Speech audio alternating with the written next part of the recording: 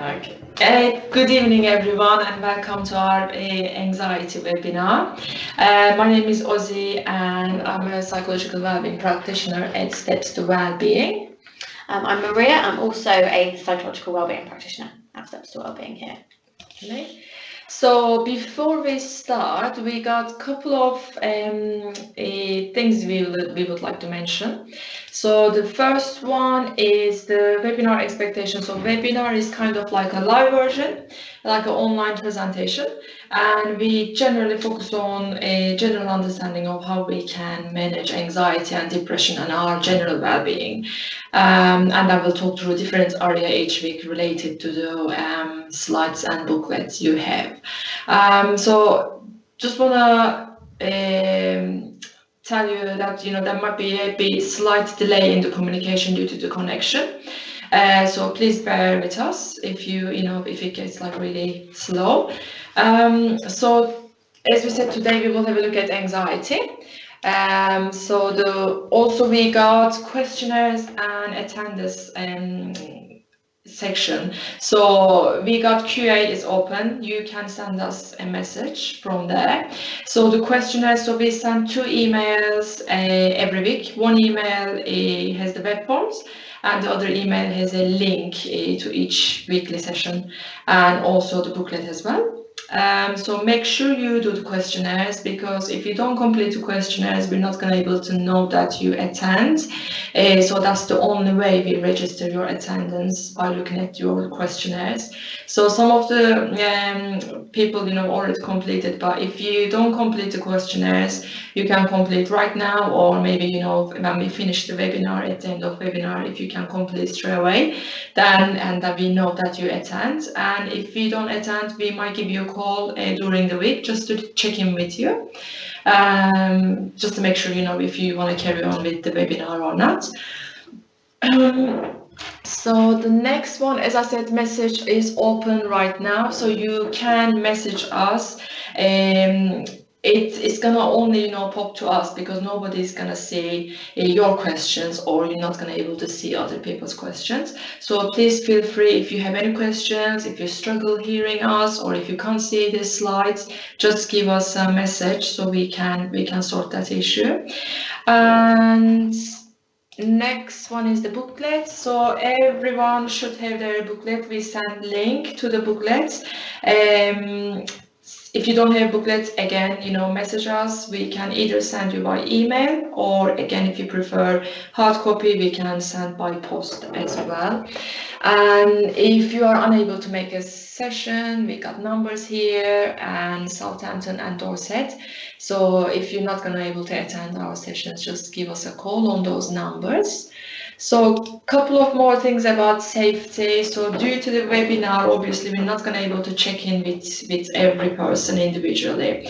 So if you feel like there is a decrease in your mood, if you feel like you're at risk to yourself, there are numbers there. You can always talk to your GP.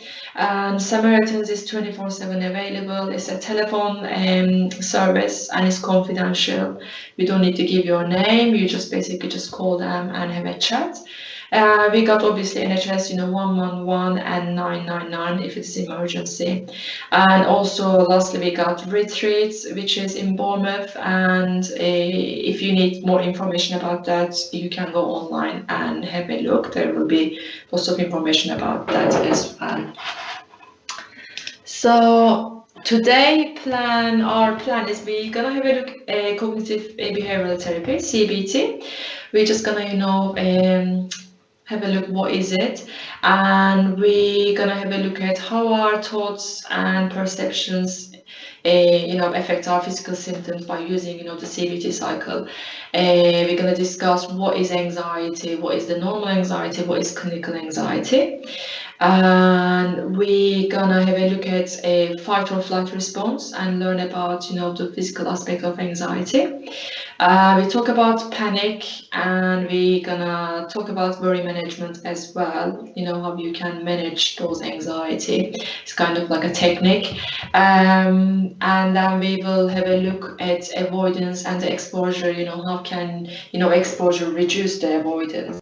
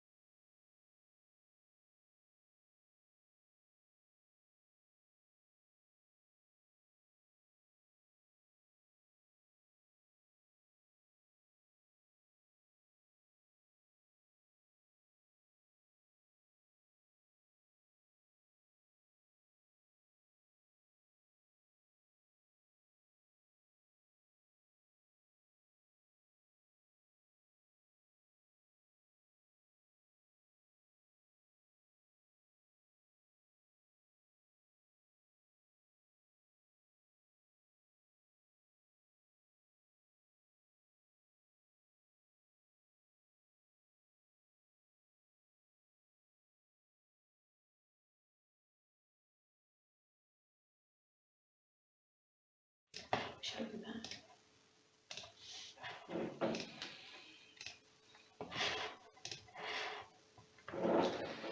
No, sorry. Plan proposition. Hello. We just had some technical issues. I don't know what happened. We just said frozen. I think we stopping the plan for the session. I'm just gonna go through it again. We're just gonna talk about CBT a little bit, and we will have a look at CBT cycle, looking at the thoughts and the physical symptoms. We're gonna discuss clinical anxiety and normal anxiety, and we will learn about fight and flight response and what's panic, and we'll identify the panic, and we'll have a look at the worry management as well, and then exposure technique and how we can reduce the avoidance, and also lastly relaxation and breathing techniques. We will have a look at it. So let's have a look. The first of all is introduction to CBT. So if everything is okay, just give us a message so we know that you listening to us, or you can see the slides. So we got one situation there. So you are about to walk into the busy supermarket and notice that your heart starts beating fast. So we got, obviously, with the CBT, focus on 4 things, which is thoughts, physical symptoms, emotions, and behaviors. So when you are in that situation, just think about, what kind of physical symptoms you experience, or what kind of emotions or behavior, or what's going through your mind when you're in that busy supermarket and you start feeling that your heartbeat's, getting faster and faster. So if you have any ideas, if you want to share your opinions, just give us a message about what kind of things you're experiencing regarding to emotions and physical symptoms and the thoughts. That would be great. Well, we can talk about between us, Maria. Yeah. So what would you say, what would you be thinking if you are in that situation? I'd just kind of be asking, like, why is this happening? Yeah. Why is my heart beating faster than it normally is? And just start to kind of probably get quite sort of worried about it, and sort of think about where I was, particularly in sort of the shop. Am I somewhere that, are there lots of people around me, or, Yeah. I mean, I do worry about that in particular. Yeah, I would probably think about the same things. Yeah. And I would maybe, if your heart obviously starts, beating really fast, the first thing's probably is going to come to your mind, or am I going to have a heart attack? Yeah. Or is something wrong with me? And or what? Yeah, is something wrong? So why is it doing this? Yeah, I'm going to collapse. Or yeah, you might start worrying about those kind of things as well. Yeah. What about physical symptoms then? What kind of things you might be experiencing? I'd probably get quite like flustered and hot, and sort of maybe a bit more like clammy. Yeah. Sort of those kind of symptoms, I think, really, and just feel quite, probably emotionally just quite stressed and a bit kind of panicky, and a bit worried, and sort of. Yeah, it's like feeling hot, especially, or feeling flush sick. and hot. Yeah, they are the part of anxiety, so you might experience those things. Yeah. And some people experience dizziness. So yeah, if anyone would like to give their opinion, what kind of things they experience, so just give us a message. What about emotions wise? What would you? So as I said, sort of like quite stressed and quite sort of panicked and a bit worried. Yeah. Just that kind of a fear, I guess, of something bad happening, or that kind of anxiety. Yeah, and the behavior. Obviously, probably the first things people avoid, they just leave the situation. Yeah, it depends where I am in the supermarket, but I might sort of want to just get some air or leave, or if I'm in a, say, particular busy aisle, I might try and leave that aisle and sort of just go to somewhere a bit quieter, or go to like frozen section where it's a bit cooler. Or something, rather than being like near the bakery and it being all hot, or if that depends if I'm with somebody, I might try and not talk to them and just say, you know, Distract yourself. yeah, I'm getting really quite anxious, or you know, this is happening. Like, might try to talk to them, or yeah. I don't think I'd quite leave my shopping. I don't think I'd quite. Yeah. But I know some people would. They get really, really quite anxious and actually sort of, you know, They just leave the just want to get out of that situation, get so anxious and panic that they just need to leave.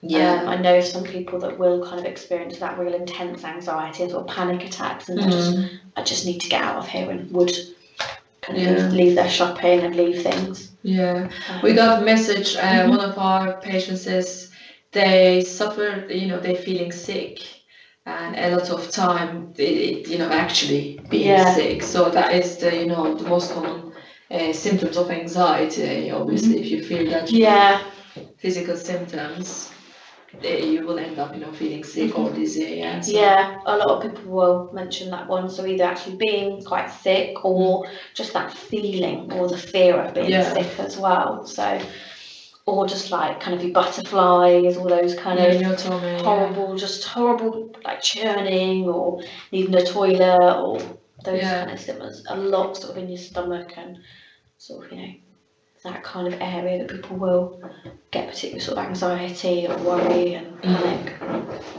Definitely. Yeah.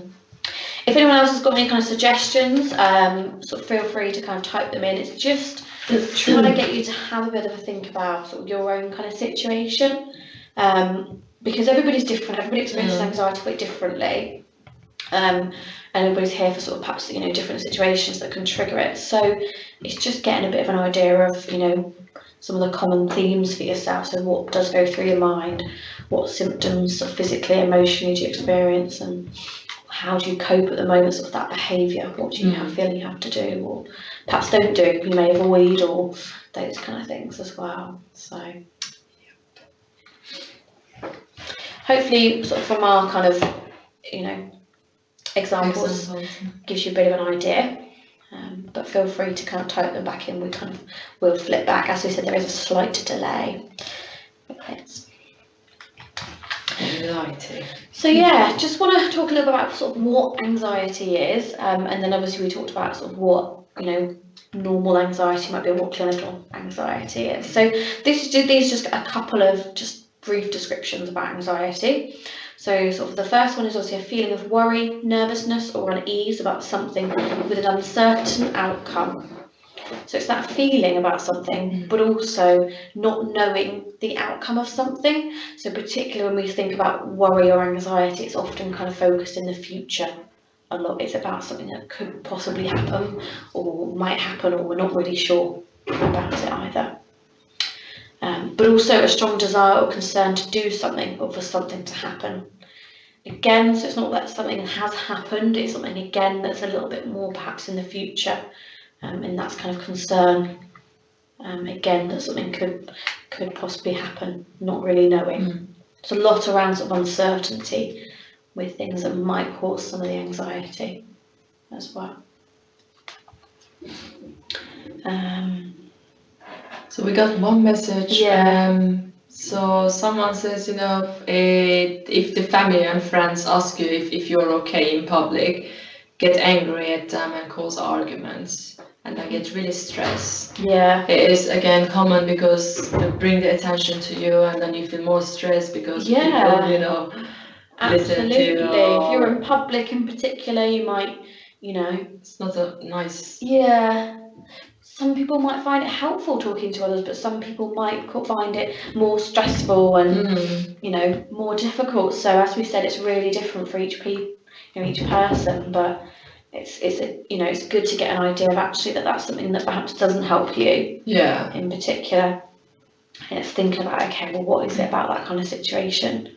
You know, the sort of stress and things as well. So obviously that was kind of a little definition of anxiety. So this is what we mean more by like clinical anxiety. So we're going to talk in a little bit a moment about how anxiety is quite normal. We're never going to get rid of anxiety. It's there for a purpose. However, most people perhaps with us today might explain, you know, more sort of symptoms around what we class as clinical anxiety. So it's more kind of excessive and having a difficulty within their life.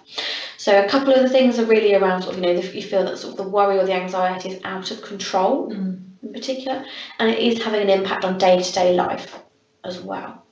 So we'll talk a little bit at the moment about why when anxiety is quite normal, but this is when it gets to more of that clinical stage where it's becoming a real big problem.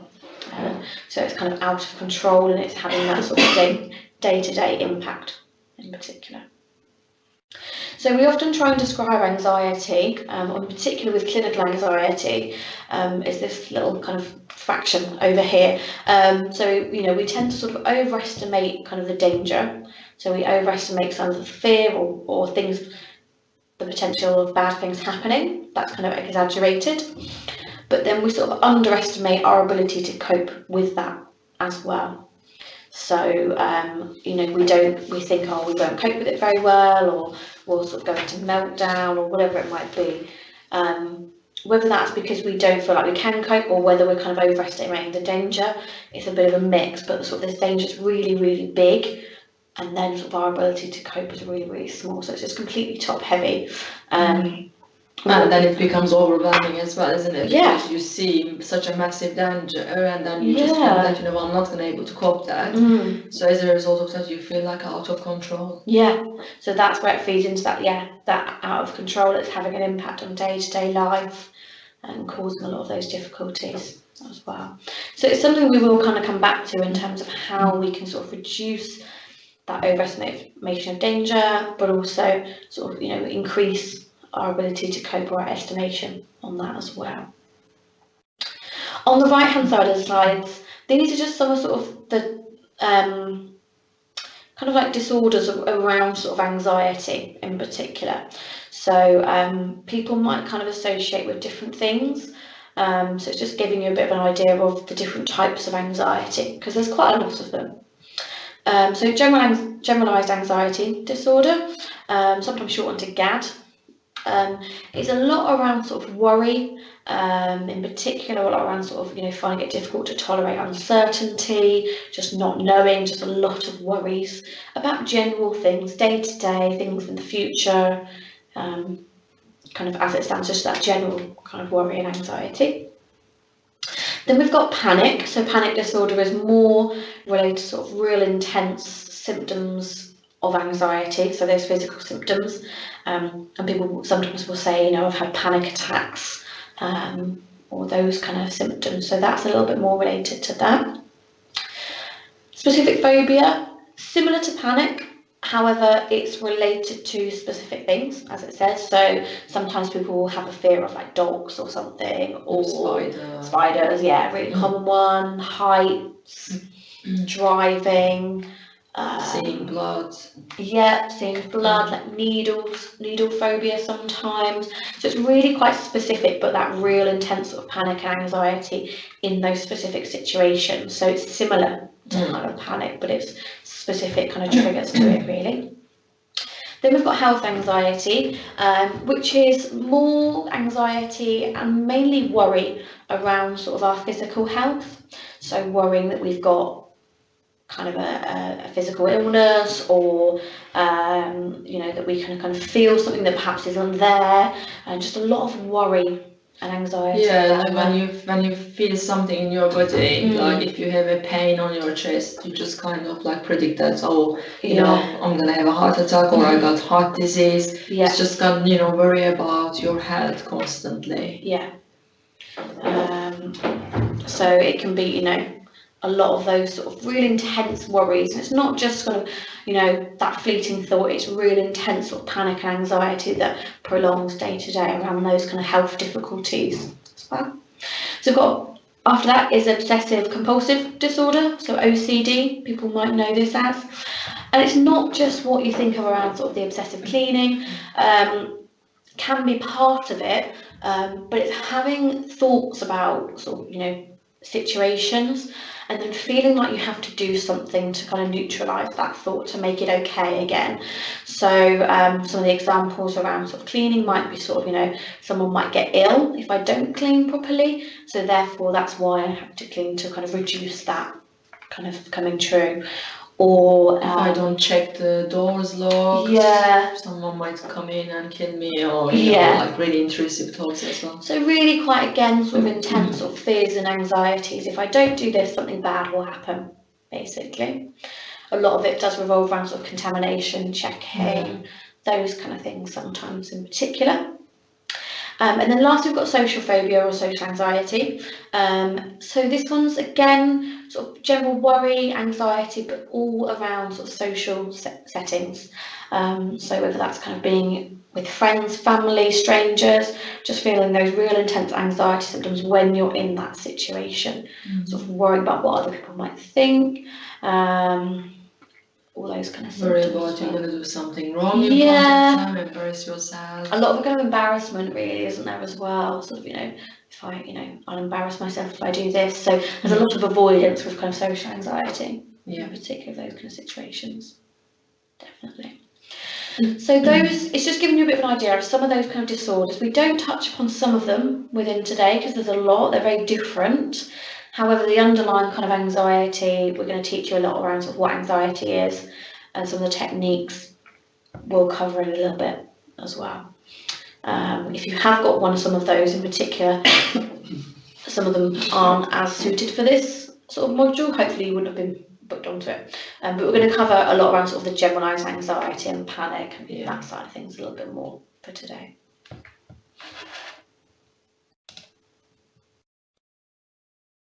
Flight or flight response. So this is it's kind of like our bodies, our body and mind's response to the danger. It's kind of, I'll just pop in there. So basically what happened with the fight and flight response, you just have a danger, you know, your brain perceive there is a danger or there is a attack or there is like a harmful event or something, and it just gives you a signal. Those brain process those signals, and then it just obviously go to the, you know, like release the what do you say, hormones. Yeah. We're not going to try and read that word. Yeah, it's just like really, so they release hormones, and like, you know, as we know, like adrenaline and cortisol release as well. And then once they release, and then your body experience those, you know, different things, as you can see there, like, you know, your heart might, you know, rate increase, or you might feel like shaky, or you might have a dry mouth, or you might have a tunnel vision, you know, because of the brain just experience that danger, and that just gives you a signal to the body, and then release all those hormones, and then as a result of that you experience those physical symptoms in your body. And it's kind of like, you know, it's just like think about like an alarm system. So you come across with something dangerous, and then, okay, what am I gonna do? Am I gonna fight or am I gonna fly? So it's just, you know, to be able to make that decision, you experience those, you know, symptoms. So it gets you ready to either fly, you know, fight or just escape. And the reason you're experiencing those things, you know, those physical symptoms, for example, if your heart beats faster, because the blood, you know, the heart pumps more blood to the, you know, muscles. That's why, you know, your heart start beating faster. Or, you know, you got like a tunnel vision, or maybe you get like, you know, your eyes get more wider, and it allows more light to be able to, you know, for you to escape. So if you think about, you know, like really many years ago in a caveman, so if they come across with for example, lion or massive animal, what they experience all those physical symptoms, because they need to really fight with the animal, you know, with the tiger, or they literally, you know, need to escape. When they have like for example, if their eyes, you know, gets wider, so they see the threats better, and then they prepare themselves to fight. So it's all about, related to protect your body. But at the moment, in this century, we don't come across with the lion or anything, are we? So what we do, we perceive danger. It could be, psychological danger, and then you experience those physical symptoms straight away because your body think that, oh, there is a danger there, so I need to, release those hormones and make you experience those physical symptoms so that you can actually escape or you can actually fight with the danger. Do you want to add anything else on that? No. If people have got questions about it, feel free to sort of, pop them in. Some people have heard of this before. Some people it might be completely new and it's a bit odd. So yeah, please feel free to sort of ask questions around it. We'll try and answer them as best as we can. But yeah, it's just remembering that, this is our survival mechanism, and this is why we say we can't get rid of anxiety. This is, just programmed into us. It's there to keep us safe and well. And as Ozzie said, we don't really need it nowadays, but it's often that kind of perceived threat that we kind of have, and our brain can't quite tell the difference whether it's perceived or right in front of us. So if we're having thoughts about, I'm going to kind of, do something that's really going to embarrass myself, that's kind of a threat to kind of like our sort of social status almost. So again, that's why it will sometimes sort of kick off. If we think we're going to have a heart attack or collapse, again, it's that, it's a threat to ourselves, so it's going to start to kind of, kick off. Or if we're worried about something bad happening, we're driving and we're worried about a car crashing into us or something like that, again, it's that kind of perceived threat.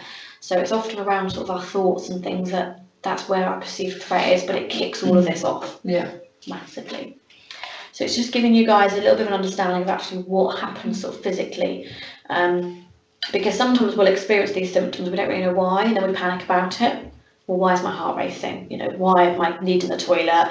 Why am I going red? Or why am I, particularly some of them, like, if we're kind of getting hearing loss or our vision's a bit blurry or getting a bit focused, we kind of then start to actually panic and worry about, well, why is this happening? And it makes it worse. Which makes the anxiety, absolutely, it makes it worse. So, the worse kind of those symptoms get. So also, if you want more information on your booklets, there is actually explained, why do you feel like this? Why do you feel your muscles tense or you feel dizzy? There is a section that it explains, really clearly. So have a look if you have any questions there. So kind of explained it already. But as we said, it's that threat system, alarm system, or survival system, whatever you want to call it. But it's that fight or flight. So it's part of that kind of like reptilian brain, almost kind of that animal brain. So if you've watched like any like David Attenborough programs, you will see this in like the lions and like zebras and all that kind of stuff. They will have this fight or flight kicking off when there's like a lion behind them. They will just run. Or they'll try and fight it, and they'll have all of those kind of physical things happening to help them with that. So as it says, it's fundamental to animals and also us, therefore. And again, as we've said, it's that survival system that's not really designed for this kind of modern world that we live in. Really importantly, it's designed to keep you alive, but obviously not happy. It's very uncomfortable, but absolutely obviously it keeps you alive. Absolutely, and this is why we can't get rid of anxiety. This is why we say there is normal levels of anxiety. So it keeps us alive, but obviously if we're experiencing it when we're not actually in danger, it's not going to keep us very happy. And unfortunately, it is designed to be fully activated. So when it goes off, it goes off. You're going to experience most of those kind of physical symptoms. And it's about how, we're going to hopefully teach you some techniques to try and manage that, reduce it, and kind of retrain yourself almost with that kind of response system as well. So if we think just very briefly a little bit around when we might need it now,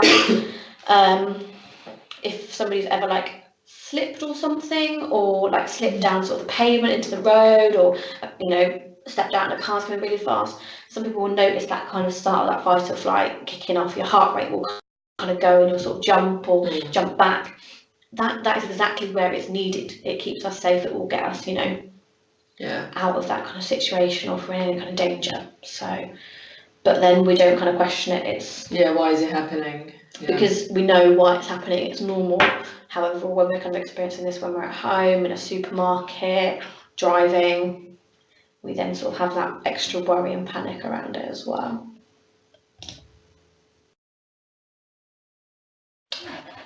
So this is just a bit of like an analogy really, and sort of how we kind of describe it sometimes. So we will sometimes describe it as like a faulty smoke alarm. So if we think of that kind of fight or flight response, all those kind of that adrenaline, cortisol, a little bit like a smoke alarm. We don't want to deactivate it at all, because when we need it, we need it. It's designed to keep us safe. So that's kind of where sort of we can sometimes relate sort of that anxiety to. So that can be represented as that faulty smoke alarm. So, you know, we can perceive something to be a threat when actually in reality it's not a threat. So when our smoke alarm goes off because we've burnt our toast, it's not a threat, but it kind of thinks it is almost, so it kind of kicks it off just in case. So as it says, yeah, a smoke alarm would sound, you know, if there's an actual fire or if we just burnt the toast. It doesn't quite know the difference between the severity. And then sometimes our brain can't, it just thinks we're in danger or we're not. So that's why it kind of goes off. So it's just trying to think, you know, it just gets a little bit faulty sometimes, and we've just got to kind of train it and make it kind of less sensitive almost in those kind of situations a little bit as well. But sometimes people quite like sort of having it explained to them. A bit like a smoke alarm. Yeah. So there is a difference when we talk about sort of anxiety and panic. They're also very similar at the same time. So they're very similar sort of physical symptoms that we might experience, but they're on kind of a different level almost. So anxiety is when we might sometimes feel some of those kind of physical symptoms, but on sort of a lower level. Whereas anxiety is that we experience a number of those physical symptoms and really quite an intense level as well. And when people might experience panic attacks, they really know about those kind of physical symptoms. They're really intense, really quite difficult to kind of manage. And it's often the misinterpretation of those physical symptoms which then leads to that panic attack as well. So for example, particularly with kind of the example we went to at the start, if you know you experience that, you know, your heart beating's a bit faster than perhaps you would normally expect it or like, that misinterpretation, okay, well I must be having a heart attack, something seriously wrong. And then it will turn into the panic. Yeah, and then all of those other symptoms around sort of anxiety and panic will come in full force and find it really difficult to try and manage as well. So we kind of split panic down into sort of three kind of areas-ish. So sometimes people can kind of predict their panic. So there might be sort of specific triggers or situations. So that's kind of the ones you might be able to kind of predict or just noticing those symptoms. Some people might get it really randomly, like they don't really notice any triggers, it's just sporadic, can't predict it. And sometimes people will experience panic and panic attacks at night as well, so sort of waking up in the middle of the night, really intense sort of panic attack, panic symptoms, you know, when 5 minutes ago they were asleep. So it's just getting an idea of, you know, whether you do experience those kind of symptoms as well, whether this kind of does relate to you. But there is a difference between sort of anxiety and panic in terms of the severity of those symptoms. Panic's really intense, quick. Anxiety, you know, physical symptoms or anxiety is a little bit more of that kind of lower levels, you know, but kind of prolonged a bit more as well. So really, you know, quite difficult to kind of manage, but it's not really intense, sort of, you know, completely disrupts your functioning, whereas panic will do. Or can do sometimes.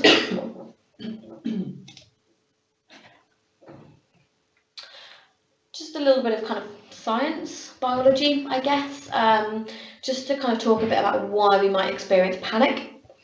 So hopefully we all know that we breathe in oxygen. That's kind of our source of kind of fuel or energy for our body. That's what gets pumped around in our blood, you know, fuels our kind of muscles and that side of things. We then obviously breathe out carbon dioxide. It's just that waste product. When it's all kind of gone round, it just kind of, you know, turns into carbon dioxide. It's just that waste. So sometimes people will experience like hyperventilation, and particularly very common with kind of panic as well. And hyperventilation is an imbalance between those oxygen levels and carbon dioxide. So as you can see by the graph, even when we're exercising, when we're, our breathing's a lot quicker, we're still kind of expelling the same amount of carbon dioxide. Our breathing, the amount we're taking in is the same as what we're taking out. Similar to when we're watching like the telly, it's less, but they're still equal to each other. So obviously we're not breathing as much oxygen in, but we're breathing the same amount of carbon dioxide as oxygen in. So although we're breathing faster, they're still balanced. And when we hyperventilate, we're breathing in a lot more kind of oxygen, and we're not expelling that carbon dioxide. So we're getting loads and loads of oxygen in, but we're just kind of bogging ourselves down almost with carbon dioxide as well. So that's why we sometimes struggle to kind of breathe. Might find ourselves breathing a bit more rapidly, shallowly, and that's just getting more and more oxygen in, which is not ideally what we want to do. We want to try and actually make our breathing more efficient and get rid of that carbon dioxide, because we can't fit it all in. That's why when people maybe see on the TV or whatever, they got the that bag, the classic paper bag, or even if you don't have a bag, if you put your hands over your mouth, it kind of like a balanced oxygen levels and a carbon dioxide as well. So if you breathe in, and then it just obviously you're gonna have the same level, and you're not gonna hyperventilate. Just help people kind of just regulate it a bit better. But it's not kind of a must in those kind of situations at all. It just helps them focus, I think, a little bit more on it and try to expel that carbon dioxide as well. Symptoms of anxiety. So, just kind of want to get people's kind of opinions on things, really, and we've talked a lot about some of these symptoms, and just looking at whether these are actually symptoms of anxiety, or whether they are symptoms of something else as well. So we did talk through some of these actually, heart palpitations, feeling hot, feeling quite agitated, headaches, get quite shaky, our sleep might be affected, get kind of waking up or not getting to sleep, whatever it might be. Generally low energy levels, lack of motivation, feeling irritable. So all of those are kind of some of the common symptoms that we might experience with anxiety, but also they are symptoms in particular of some different kind of lifestyle factors as well. So some of you might have kind of clicked with that. So obviously on the left, all of these things are associated with caffeine. Might not affect you personally, or you might not notice, but it can affect us in that way. And the same with kind of our sugar consumption as well. So if we're drinking really sugary coffee or energy drinks, we might get both of these kind of symptoms. So they are symptoms of anxiety, but they are also symptoms of sort of excessive caffeine intake, increase in sugar intake. So it is just being really aware. We're not saying, give up all sugar or give up all caffeine. But if you notice that you're having a really strong coffee or a couple of coffees, and then you're starting to kind of experience some anxiety symptoms like heart palpitations, just feeling quite hot.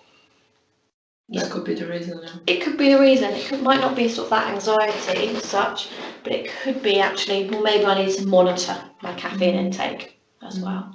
It's just kind of like, those lifestyle factors is mimic of symptoms of anxiety. So even the alcohol, if you drink too much alcohol, you might experience those anxiety symptoms. But it's not about, because you're anxious, because it kind of like mimics the symptoms of anxiety. So people might get confused, why am I feeling like this? Because of some people factors. Do mention they get sort of more anxiety sort of after drinking. I've heard someone call it hangxiety before, where like the next day they're just more anxious. They're noticing more things. They're just more worried because of that kind of alcohol going through. It does affect us. If we're not anxious, we're not low. Sometimes it's fine, but it's more concerning if we are already feeling those symptoms. It can make them worse. We're already looking out for kind of heart palpitations, perhaps, because they're not very nice. So it's just kind of increasing those. So it's just being aware of those things, in particular with sort of sugar consumption as well. We might get a little sugar high, but then it kind of dips quite a lot. We might get kind of just a lack of energy, just feeling really tired, that kind of afternoon kind of slob that we might kind of experience in particular. Those kind of symptoms. So it's just being aware of some of the kind of lifestyle factors in particular.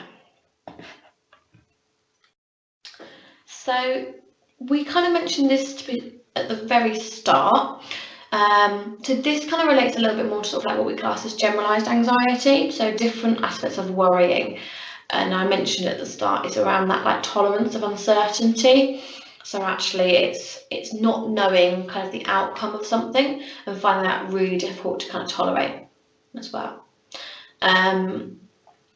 And this kind of leads us on into some things that we can use to try and manage worry in particular. But it's just being a bit more aware of, whether this does kind of relate to you a little bit, and it's thinking about, some people will particularly worry about sort of what might happen tomorrow, all the possible different outcomes. And sometimes we might have kind of beliefs about things, actually, well, can we predict what might happen tomorrow? Or can we solve things that we don't really know fully? Because some people use kind of techniques like that to try and help them manage the worry, in particular for trying to solve things. So if we're trying to solve a potential problem that might happen tomorrow, it's really, it's kind of makes sense. We just want to, just in case. But if we're doing that for all eventualities and possibilities that could happen, that's a lot, isn't there? There's a lot of time and effort going into that. So, it's fine to kind of be prepared, but again, it's thinking about, is this excessive or not as well? And it's thinking about, actually, do I find that really difficult, really sort of anxiety provoking, really, worried if I don't know what's going to happen tomorrow? It's all around that sort of tolerance of uncertainty. So I think it's on the next slide. Yeah, worry management. Do you want to talk through hypothetical? The worry management, so obviously we identify worries two different, so it's one of them is the hypothetical worries and another one is practical worries. So if the hypothetical worries is more about the future, you don't have any control over the worry, you kind of feel like, out of control. And the practical worries is more about, you can actually solve those problems. If there is a problem you come across, you just think about the solutions, and then you just come up with solutions and then just put that into the action. So that's, we call this, all of them is the worry management. So it's kind of, worry management is very helpful for the general anxiety disorder. And mostly, people experience hypothetical and practical worries, and that's something we use worry tree. So basically, it helps you to identify, if the worry that you are worrying about is it hypothetical or practical. So if you have a look at on the booklet, there is a bigger version. So if you can't see, it's on page 7. So first of all, what you need to do, you just need to notice the worry and ask yourself, what am I, worrying about, and then think about, is this worry about the current problem, or is it about future situations, or is it about something I can't control? So it's kind of like, they say yes and no, and if it is, if you don't have anything you can do, if it is hypothetical situation, you just kind of like let your worry go, and then you just change your attention to the present moment. And if it is, as I said, practical worries, just find the solutions, just identify and just put those solutions into the action, and figure out like that. And if it doesn't work, then that means, we just need to let your worry go or change your attention again, to the present moments. So that's the worry tree is really a useful thing, to be able to identify the different kind of worries. I've had some people kind of put it on their fridge so they're reminded of it every day. Because we might have those worries, but it's really about trying to reflect upon those and actually, well, right now, can I do something about it? And if it's a no, it's probably more of those hypothetical ones that may not happen. And it's trying to teach yourself to kind of postpone it or put it to one side, because I don't need to worry about that right now. It's not in the imminent future. I can kind of come back to it later, or actually, you know, worrying about what I'm going to do when I retire, when you're in your sort of 30s or whatever it might be. Actually, there's nothing I can do about that right now. I might be able to kind of start my pension or whatnot, but actually, if there is nothing more that you can do about it, it's about trying to let that worry go and kind of, okay, well, what am I doing right now? Change that focus of attention. Yeah, and people find it really useful, these techniques. Even, you know, I mean, obviously we got different techniques which we, you know, talk about in Positive Minds more in detail, but to be able to know that if it is hypothetical or practical, is there anything I can do? If not, I'm just gonna let it go. And they find it really useful to realize, you know, the difference between those worries. Yeah, it's just really trying to teach yourself to kind of be a bit more reflective around those kind of worries. And also sometimes people sort of worry about things and get quite stressed but not know how to solve it as well. Yeah. So it does talk a little bit about actually how you can sort of, you know, solve it, problem solving. We do talk a lot more about it in Positive Minds. As sort of there's half of the module that we touched upon for sort of worry management. So this is just a brief overview sort of today. But if anything, this can be really helpful just to start off teaching you those kind of elements as well. Change attention. Yeah, you know, when we said change your attention, bring your attention to present moment, there are a couple of techniques that you can use, which again, you know, we talk about in the Positive Minds laws.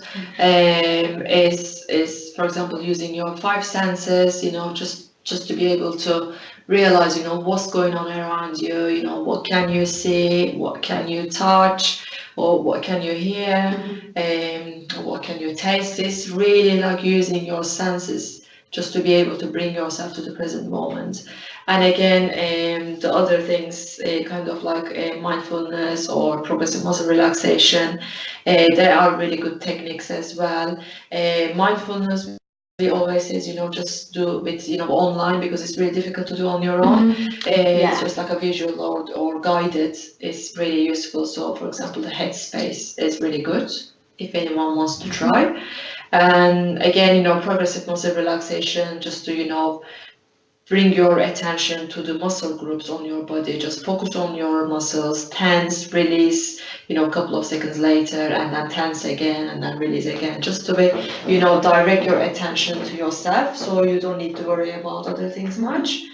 And yeah, and obviously, you know, keeping yourself, you know, your brain busy, you know, read a book or do coloring or do the puzzles, just all about, you know, keep yourself busy so you don't need to worry about other things much, because when your brain busy with something, you're not going to be able to focus on the other things. So it's all about, you know, using those techniques. Yeah, and we kind of mentioned at the start, often when we worry, it's often we're kind of focused in the future as well. So these things kind of bring you back to kind of actually what's going on right here, right now in front of me, to kind of reduce some of that sort of worry and anxiety. So this can sometimes be just stand alone, just trying these out to try and help if you notice you're just stuck in your head, or part of that kind of a worry time as well. That change of attention focus can be quite useful.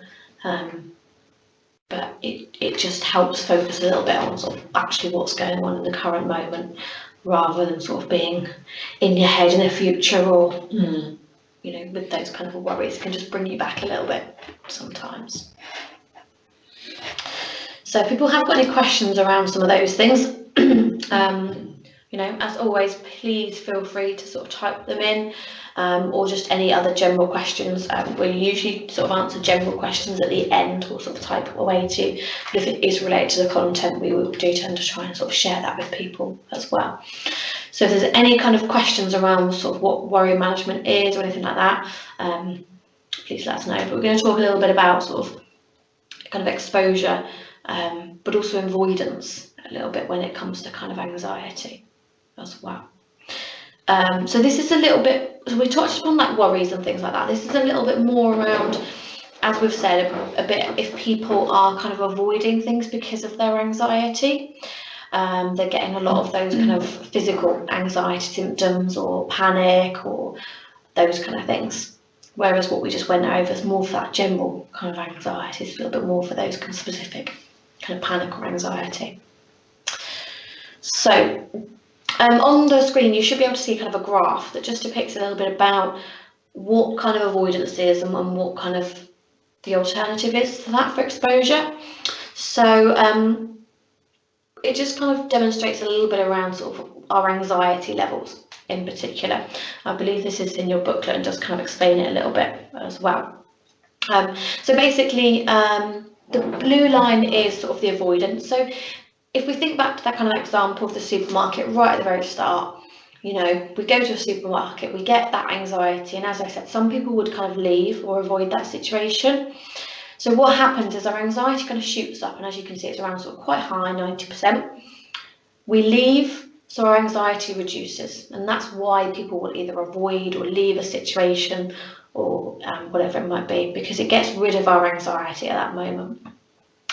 However, the next time we try and go to a supermarket or wherever it is, we either don't go at all, or if we do try and go, our anxiety shoots up again, sort of back to that kind of top 90% or whatever it is, and then we avoid. And as you can see, we kind of go just up and down with that.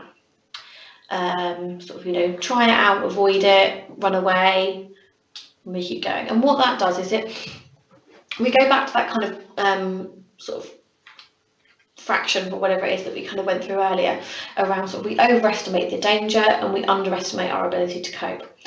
By avoiding, we're almost, you know, ineffectively sort of teaching ourselves that we can't cope in that situation, and our only coping is to leave it or run away.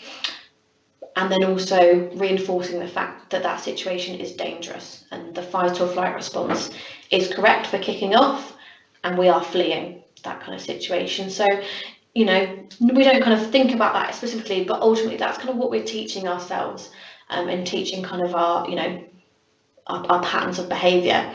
We're starting to kind of, you know, we unfortunately starts to kind of reinforce that kind of fight or flight response. Also, they, you know, when the anxiety goes up, the only thing you use is I'm just gonna live here. Once you live, anxiety is gonna drop right all the way down, and then you're just gonna get kind of like a short-term relief. Yeah. So you're just gonna be, oh, okay, my anxiety is just gone, so I'm all right.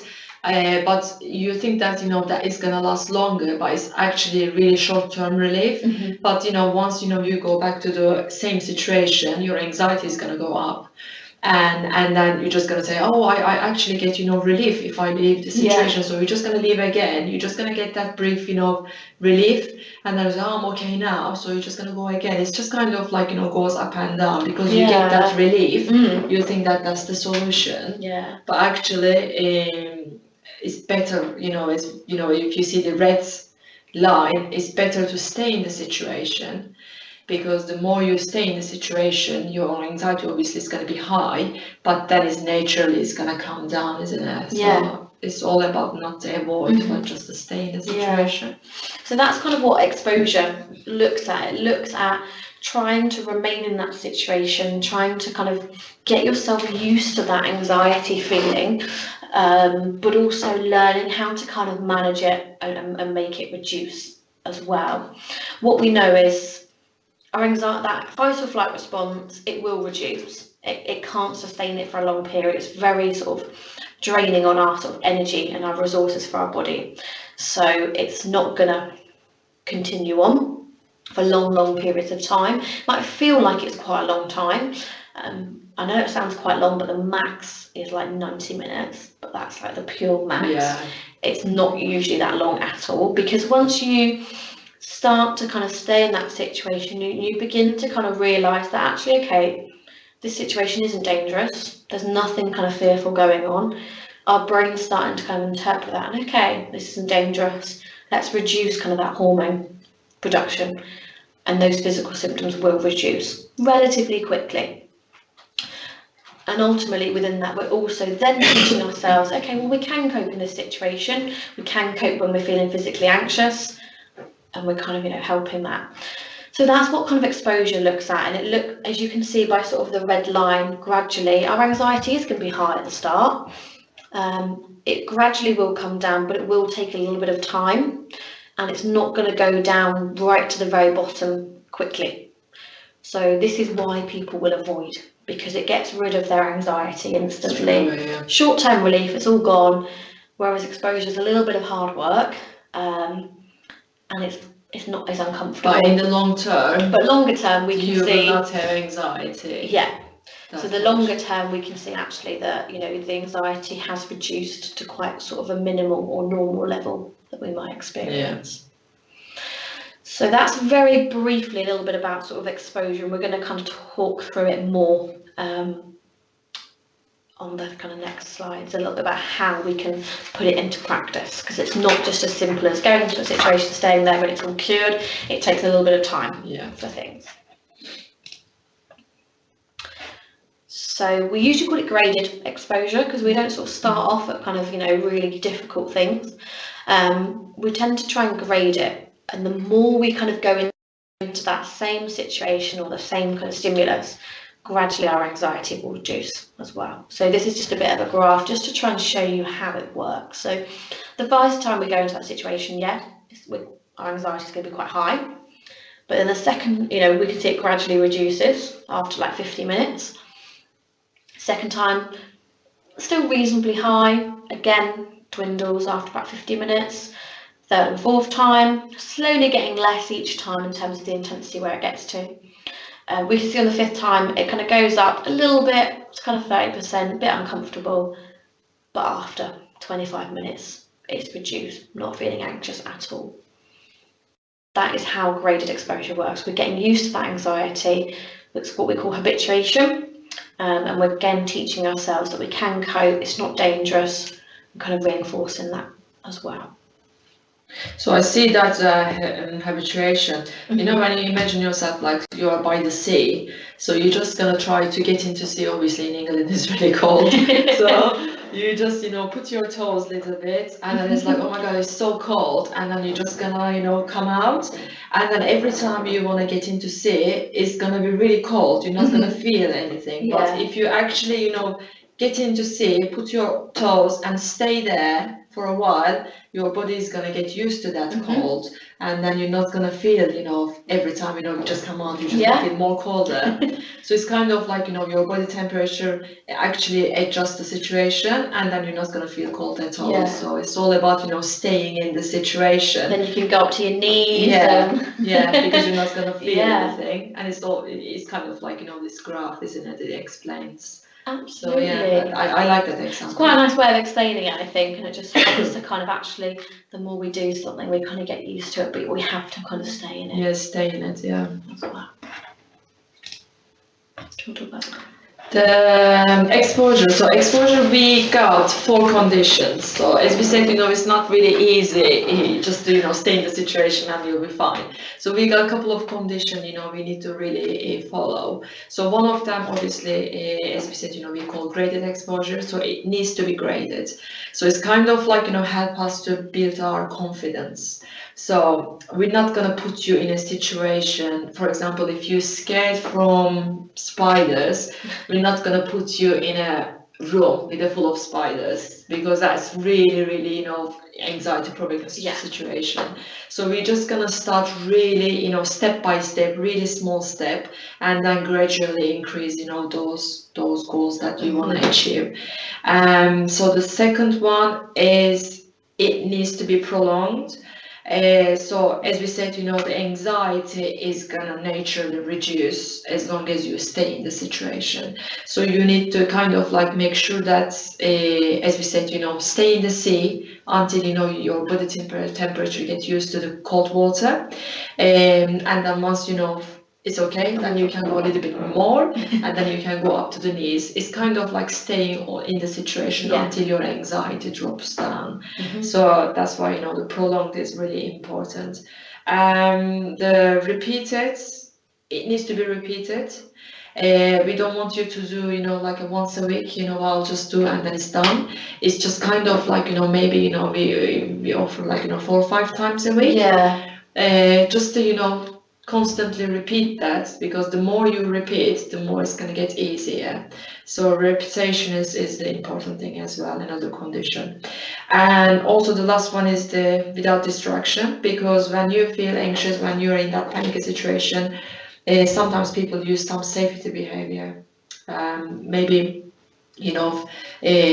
carrying a bottle of water with you, or have someone with you, husband or friends, if you want to go to shop. Yeah, any kind of distraction from the anxiety and the physical symptoms, really. Yeah.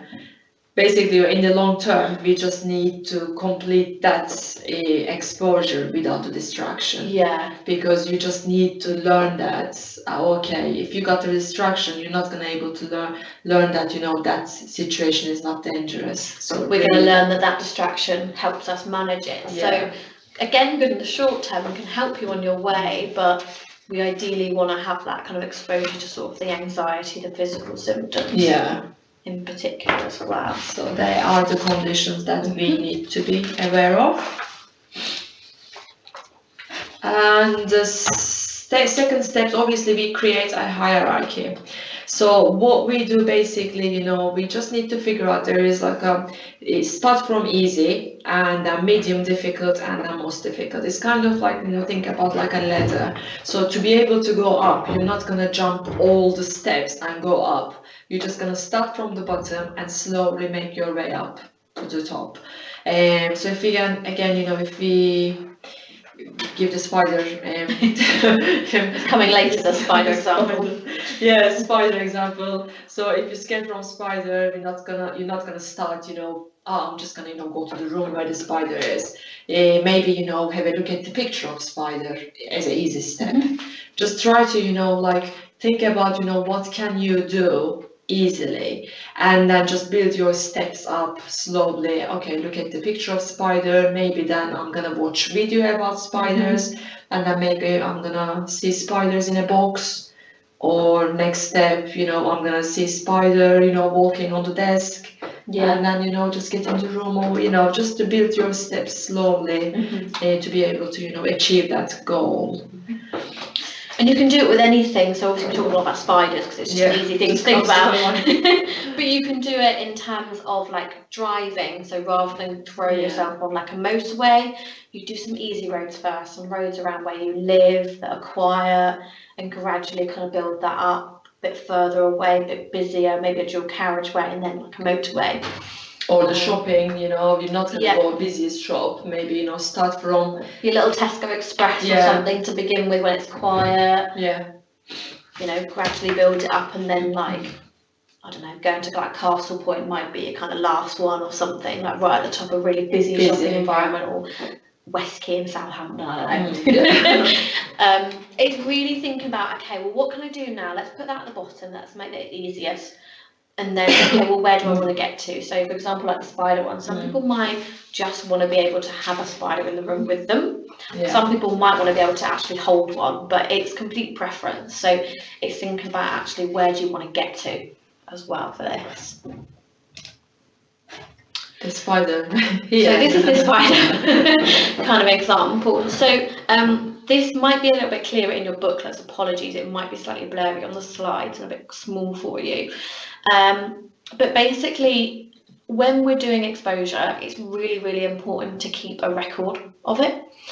Because when we're feeling anxious, we kind of misinterpret what's going on.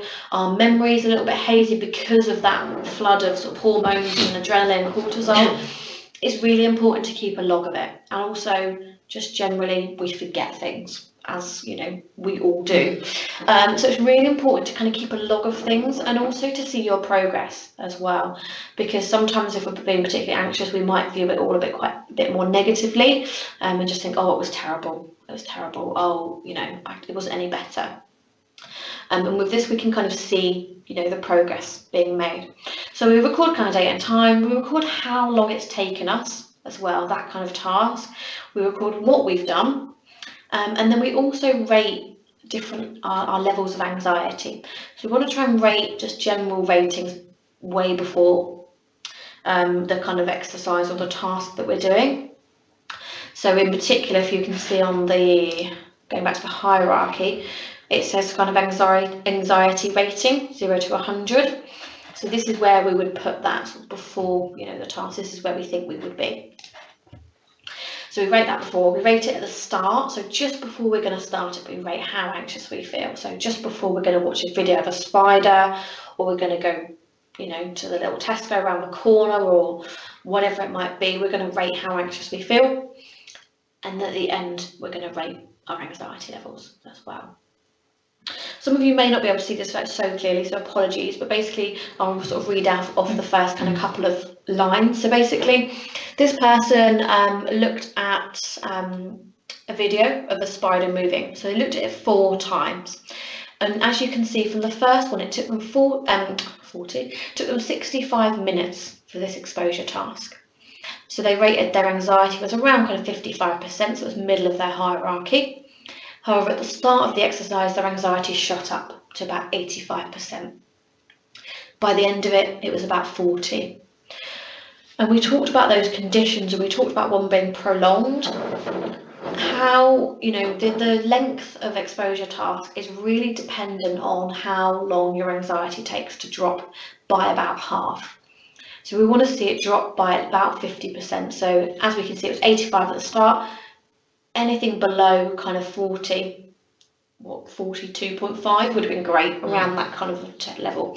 So we can see it drop by half, and that's kind of lets you look at kind of your duration as well.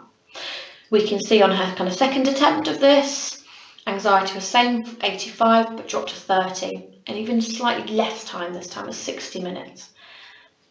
Third time, her anxiety wasn't as high, it was only about 40 this time. This is that repeated element as well. So it's the same task, getting used to that, habituating to that anxiety and building confidence as well.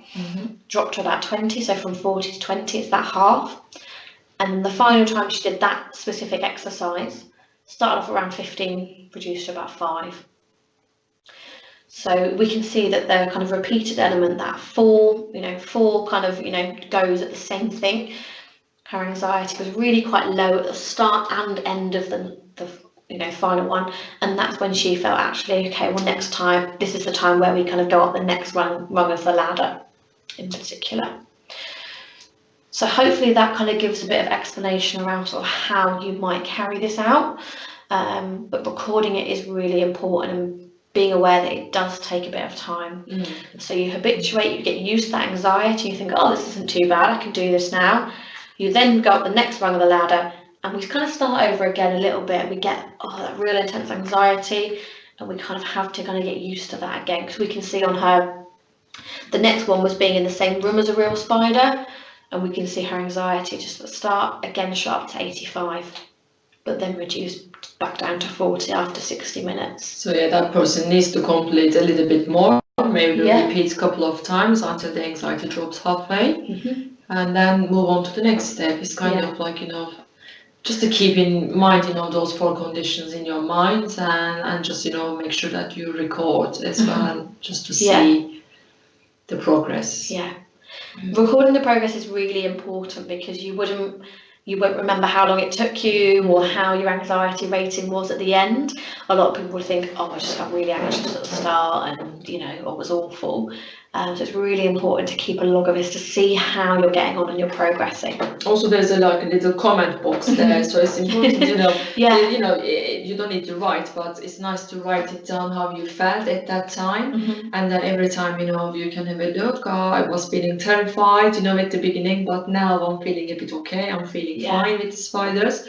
So it's really good to observe that, progress on those comments as well. Absolutely. So, if people are wanting to try this out, there are some spare kind of worksheets in the back of your booklet, I believe. Or if you want to message us, we can kind of direct you to some worksheets that you might want to have a look at. But it does require a level of sort of planning beforehand, and sort of commitment to try and do those kind of tasks regularly to where you might want to get to, but remembering those kind of 4 conditions as well. So lastly, we're just going to kind of talk through some different aspects of kind of relaxation. So, you know, the exposure side of things can really help with like avoidance. So actually, if you notice that you're kind of avoiding, like, you know, going out, for example, and that's something you really want to overcome, because obviously that might have quite a big impact on you, then look at kind of the exposure. Relaxation can be quite useful just generally. So if we're feeling quite generally anxious, some of the physical symptoms, it can be really useful to look at some of these things, you know, in conjunction with some of the others, but not at the same time as such. So you might want to do some relaxation just generally, you know, an hour before you do an exposure task, or in the evening, or whatever it might be, looking at that. So most people, when we talk about kind of relaxation, we think of just general like breathing techniques. So just some deep breathing. We talked about it in some of our other modules as well. 7-11 breathing techniques. That's really good. And we got progressive muscle relaxation, 5 senses we got again. There's plenty of relaxation things, you know, you can actually figure out, because it's really difficult, you know, from person to person. You know, some people doesn't like, you know, breathing, and some people might find it really useful. So it's all about like trying, and some people, you know, like to listen music. And that might, you know, they might find that, you know, relaxing, or it's all about really try and see which one works for you, really. So yes, anything that you find relaxing, so that's going to be different for each person, but anything that kind of reduces that kind of baseline anxiety to kind of a little bit lower. So whether that is, you know, getting good quality sleep, we obviously dedicate a whole module to it, but that's really important. Any type of exercise, whether it's gentle or a bit more kind of intense, you know, even just, you know, walking, getting your heart rate slightly increased can be really useful. Listening to music if you find that relaxing, reading, you know, watching telly, whatever it might be for that. And then the top 3, you know, we talk a lot about in all of our modules, you know, really quite useful. So breathing techniques, we obviously talk about like 7-11. So it's literally breathing in for about 7 counts, and then sort of breathing out for about 11 counts. And it just helps us get that kind of balance back in our oxygen and carbon dioxide levels that we spoke about earlier. So it can be really useful if you're noticing that your breathing's getting a little bit shallow as well, or just generally to get that kind of balance of things. We don't recommend it if you are having a panic attack as such, but it can be really useful if you're just starting to notice some of those kind of symptoms as well. People can do like square breathing, where you literally just kind of like breathe to kind of the side of a square. You can get loads of apps that can help you, just kind of guiding you through it, you know, whatever's easiest. Ozzie kind of mentioned a little bit around sort of progressive muscle relaxation, which is where you will sort of tense your different kind of muscle groups, starting from sort of your head or your toes or wherever you want to start off from. So, you know, tensing them for a few seconds, between kind of 5 and 10 seconds, and then, you know, just releasing that. And it just helps release some of that kind of tension that we might not realise we're kind of holding. So a really easy one to just kind of practice with is like your shoulders. So really kind of like, you know, scrunching them up to kind of your ears, holding it, and then sort of relaxing it. You kind of realise that your shoulders were probably halfway before you started, and it just really helps relax that. So it can be really useful if you do notice that you get quite tense, a lot of muscle aches. That one can be really useful. And then guided imagery can be quite useful, just generally to kind of relax. Recommend trying to do some guided like visualization using apps. There's Headspace, there's Calm, there's like YouTube videos. But it can just help kind of, you know, just get out of that kind of the worries and that anxiety as well. But I think that one's probably a little bit harder. Personally, find it a lot harder. Yeah, I do as well. But it's just finding anything that you find relaxing and what you can fit into your life. You know, some of them do take quite a bit of time. You can find just 5-minute sort of relaxation techniques or breathing techniques, or you can do like half an hour session. Whatever you can fit in, it's just getting a little bit of that in, that's just going to reduce some of the baseline sort of anxiety and physical symptoms in particular. So, come to the end. Yes, that's it for today's webinar, all around sort of anxiety. So hopefully we have touched upon everything that you wanted us to. So we talked a lot about those physical aspects, those physical symptoms of anxiety and panic. We've hopefully got a bit more of an understanding how our thoughts and perceptions can contribute to our physical symptoms as well. So using the kind of that CBT model, sometimes known as 5 areas model. So looking at actually if our thoughts, if we're worried about those physical symptoms, worried about something bad happening, that can trigger off that fight or flight response. So it's just recognising that basically. And then we've learned a few strategies to try and overcome some anxiety and panic. So we looked at trying to look at a little bit around sort of worry management. So actually trying to look at hypothetical and practical worries. We talked about that graded exposure and habituation technique. So really useful if we're avoiding situations and we want to overcome that. Or we're experiencing kind of panic attacks as well. And then talked a bit about sort of some relaxation techniques, different aspects of like breathing techniques as well. So as I said, they can really help with like the physical symptoms, again, to kind of reduce those as well.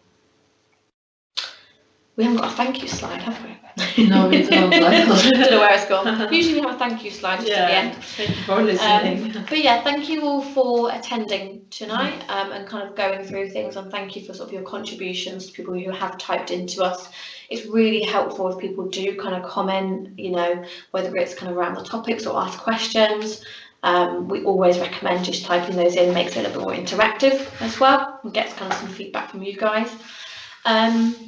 So yeah, if people have got any feedback from today or just general questions about the topic or just generally, we will keep our Q&A open, usually for sort of about 5 or 10 minutes, and we keep that open until sort of, you know, we've sort of answered some questions. So if you've got any questions and things, please pop them in the next kind of 5 minutes or so. Last couple of reminders, if you haven't done your questionnaires, please fill those out if you haven't done already. If you don't do them by tomorrow, someone might give you a quick call just to see whether you attended or not. So as we said, we do monitor attendance through those. So if you haven't attended, we might just kind of check up on things. So please do those. If you've got any problems, you don't receive them or can't fill them out for any reason, leave us a message again and we'll try and sort that out for you. I think that's it. Yeah, that's it really, yeah. Yeah. And I will see you next Thursday. Yes, hopefully see you'll be with us next Thursday. We've got Communicate with Confidence module next Thursday if people are attending that. So thank you all for listening and thank you all for your comments. We'll sort of shut down now. But as I said, the Q&A will remain open for kind of 5 minutes. So please feel free to ask questions, whatever it might be. Thank you. Thank you. Bye-bye.